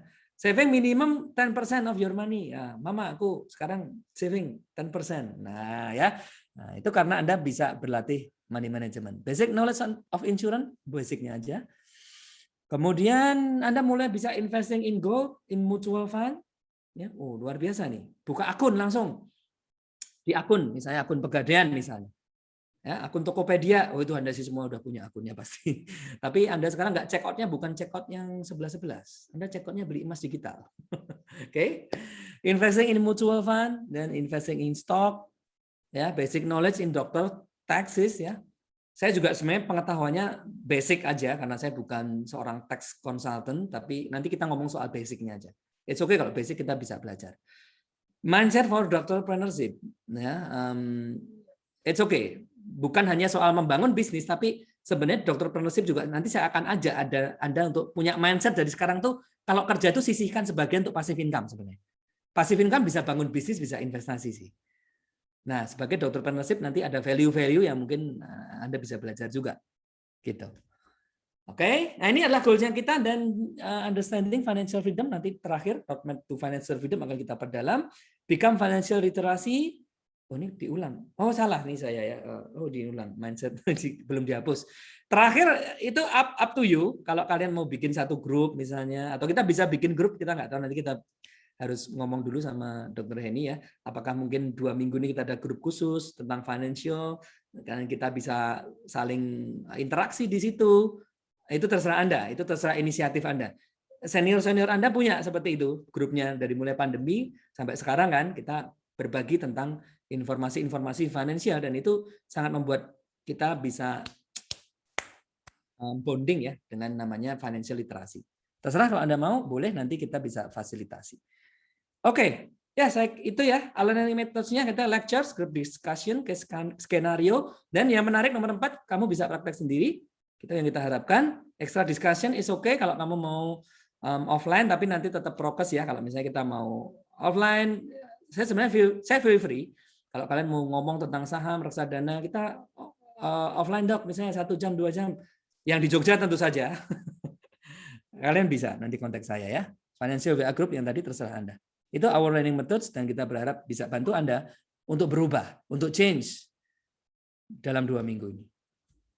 Oke. Recommended books, nanti materi akan saya kasih, Anda bisa pelajari aja dari mulai Psychology of Money, udah ada aja sih di handbook Anda juga ya, 6 keranjang 7 langkah, Cash Flow Quadrant, Kakebo, ada satu buku saya sisipkan tuh bagus dari Richest Man in Babylon, jadi itu financial story ya, itu bagus sekali, menceritakan financial dari metafor, jadi dari story, bagus sekali, Anda boleh baca, itu buku klasiknya, orang-orang yang mau ini ya, mau kaya gitu. Recommended blog, Anda bisa baca nanti White Coat Investor, Dissecting Money, Financial Cook, Get Rich, Andika, Pipit, saya juga nanti bisa di Dr. Kakebo, Anda bisa follow saya. Oke, yes, oke. Terakhir itu aja adik-adik sekalian. Jadi mudah-mudahan di sesi perdana ini introduction kamu udah dapat nih. Why-nya kamu dapat, how-nya kamu dapat, nanti apa yang akan kita lakukan dalam 2 minggu, dan objektifmu kamu udah tahu ya. So let's have some fun ya.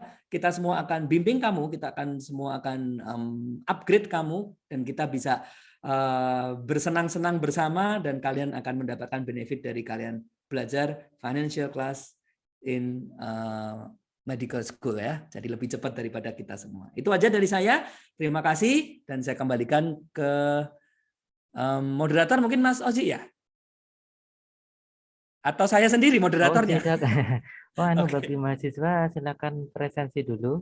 Yes, oke.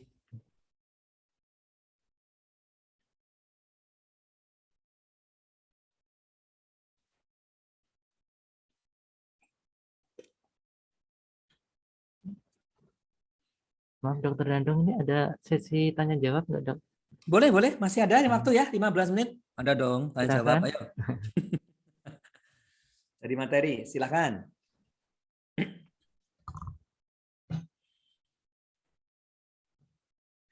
Silakan, ada yang mau bertanya? Your money problem boleh.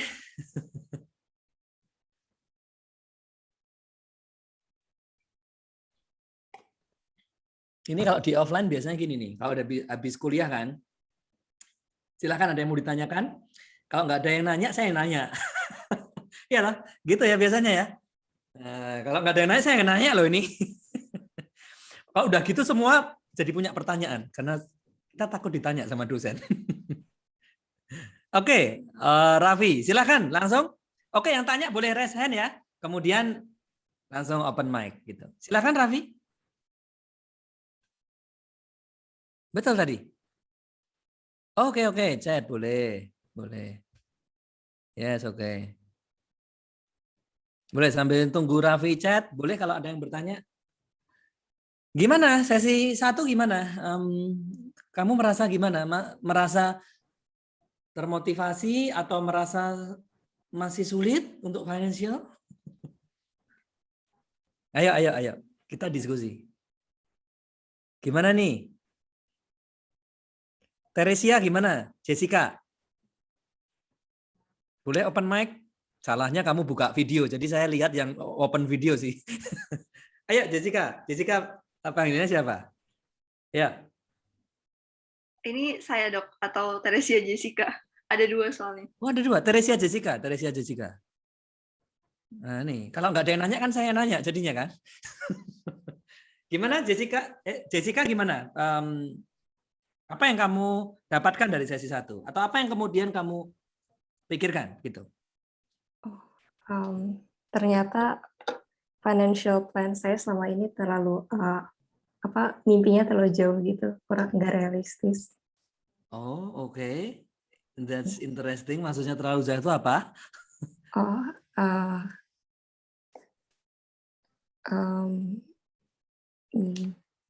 Kamu mau boleh share apa itu? Maksudnya finance, cita-citamu mungkin atau gimana?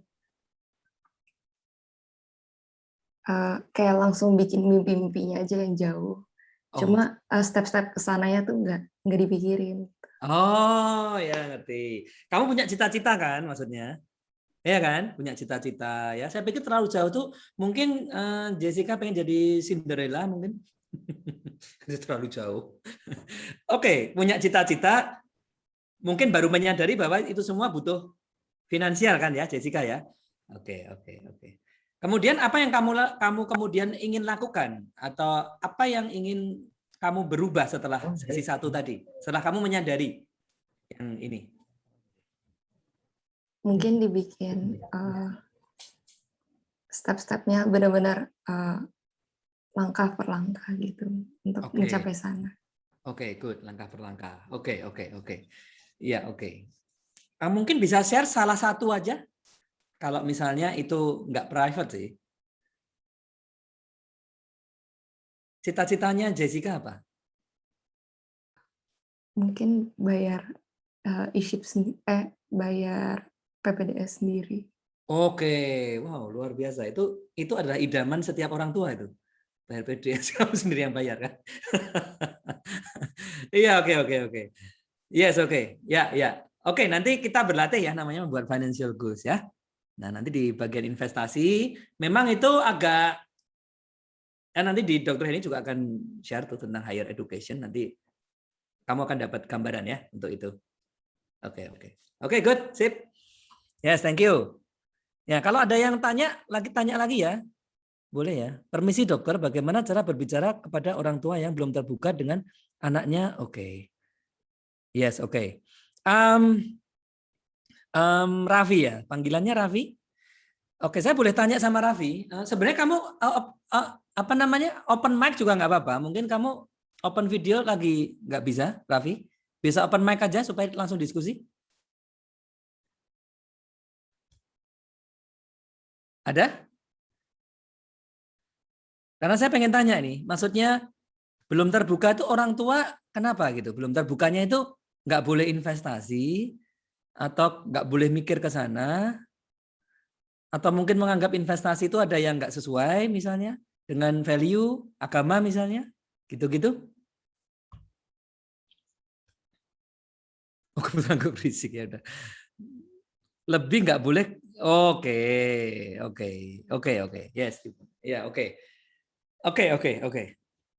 Ya, jadi kalau orang tua nggak ngebolehin, ya, belajar aja, nggak usah mikir seperti itu ya. Ya gini aja. Tapi Raffi atau teman-teman merasa bahwa kalau merasa itu useful buat kalian, karena gini, kita ini kalau nanti nggak membiasakan kan dengan financial ini, nanti kita akan telat kan untuk kita ini, apalagi dokter yang sebegitu panjang. Orang lain tadi udah belajar investasi duluan, kita masih belum kan kalau seperti itu. Nah, kalau merasa itu bermanfaat menurut saya ya lakukan aja. Menurut saya itu tidak merugikan orang tua juga sih. Ya kan? Ya nggak usah dibicarakan aja, mungkin orang tua memang mereka punya value tentang financial untuk anak-anaknya itu seperti itu. Raffi ya. Jadi kalau kamu merasa bahwa itu setelah kita ngobrol ini, kamu merasa itu penting, ya kamu lakukan aja. Artinya nggak usah sharing dulu sama orang tua misalnya. Ya kan, sharingnya sama teman-teman yang lain. Menurutmu juga nggak merugikan orang tua kan itu? Ya kan? Nah, kalau nggak merugikan orang tua, justru bisa membantu. Menurut saya lakukan aja. Menurut saya lakukan aja gitu. Betul, betul ya, Raffi, betul. Ya, lakukan aja, Raffi. Lakukan aja sambil pelan-pelan lah. Ya, pelan-pelan, ya ngobrol-ngobrol sama orang tua. Memang kayak orang tua saya juga membicarakan keuangan di meja makan itu nggak benar. Itu kan tradisi kita kan. Beliefnya saya jadinya kayak gitu juga dulu. Nah, kalau sekarang anak saya kan dia masih SMA, dia masih 17 tahun, saya ajarin dia untuk membuka reksadana kalau sekarang. Nah, kalau dulu kan enggak, ya kan? Dulu kan enggak. Ya, bahkan saham kan juga udah bisa kan, udah punya KTP. Nah, diajari sekarang. Nah, kalau enggak Raffi bisa atau teman-teman, adik-adik yang lain yang mengalami situasi yang sama ya pelan-pelan. Pelan-pelan tuh yang ngobrol nanti. Mungkin kalian tunjukkan sebuah hasil nyata, hasil dari investasi kalian. Gitu kan? Nah, itu juga bisa sih. Ya, make them proud karena kamu udah melakukan sesuatu gitu. Menurut saya sih itu bukan sesuatu yang merugikan. Harusnya sih mereka juga enggak apa-apa gitu. Dan kamu juga studinya juga harus bagus juga ya gitu. Jangan nanti kalau udah kenal saham, apalagi trading saham, nanti lupa sekolahnya molor aja kan, seperti itu juga. Nanti orang tua pasti nggak suka kan. Nah gitu. Itu Raffi? Yes, oke. Good. Ada lagi yang lain? Permisi dokter, izin bertanya. Ya, silakan. Jadi gini dok, kan di slide tadi pada di PowerPoint tadi kan mungkin untuk sekarang kan income-nya mungkin dari orang tua nggih. Yes. Jadi orang tua memberikan uang. Nah, misalnya untuk kasus saya itu orang tua saya sudah lumayan sepuh dan mungkin kerjanya lumayan dikit dan mungkin bisa saja income tidak dapat dari orang tua. Mungkin income dari sementara sarannya dari mana gitu, dok? Terima kasih. Ya, oke. Panggilannya siapa? Dipta saja boleh dok? Dipta, oke. Good question ya Dipta nih. Jadi memang financial planning itu individual, adik-adik sekalian. A dan B itu beda. Itu tadi peta itu kan untuk general, tapi menurut saya kalau kita masukkan ke individual itu bisa jawabannya beda-beda maksudnya. Kalau petanya sih tetap sama ya. Artinya income itu dari mana aja ya, seperti yang tadi di-sharingkan oleh Dipta, ini menarik sekali. Kalau misalnya dari orang tua udah sepuh ya, kita mau bisa apa nih untuk membantu misalnya ya kan, membantu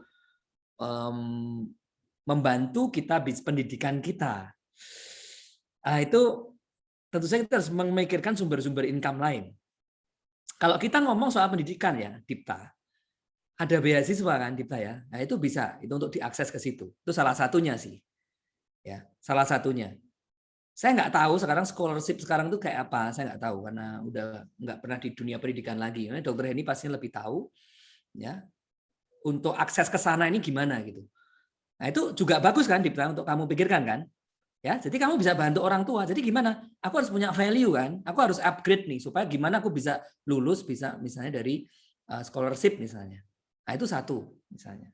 Ya, pendidikan itu kita bisa dari scholarship, dari beasiswa. Nomor 2 ya bisa sih kita side hustle. Ya, kita punya bisnis itu bisa juga. Bisa juga. Ini jangan-jangan kamu punya bisnis sendiri. Dipta? Inginnya gitu dok, tapi lagi ini nyari-nyari. Oke, lagi nyari. Nanti di kelas ya, dokterpreneur ya, bicara ya, sharing ya. Nanti Iya dok. Yes, oke. Nah mungkin Dokter Henny masih ada di sini. Dokter Henny untuk beasiswa gimana untuk adik-adik ini? Saya nggak tahu soalnya. Masih ada Dokter Henny mungkin? Kayaknya udah nggak ada ya dok. Oh nggak ada, oke ya udah, oke ya. Mungkin ada kelas lain Dokter Henny. Iya dok. Oke, yes, ya. Itu bisa dipikirkan Dipta dan teman-teman. Saya nggak tahu kalau yang internasionalnya ada beasiswanya atau enggak. Tapi itu salah satunya. Termasuk kalian nanti kalau mau residen kan, mau spesialis itu juga kalian bisa pembiayaannya kan dari beasiswa daerah misalnya. Beasiswa dari Depkes misalnya. Nah, itu bisa juga dipikirkan. Itu sangat-sangat menghemat pastinya. Ya, sangat-sangat menghemat. Pastinya ada kontraknya. Nah, kalian tinggal sesuaikan aja dengan kontrak-kontrak itu. Gitu. Gitu Dipta jawabannya? Oke, dokter, terima kasih. Yes, oke. Sama. Oke. Pertanyaan terakhir mungkin ya.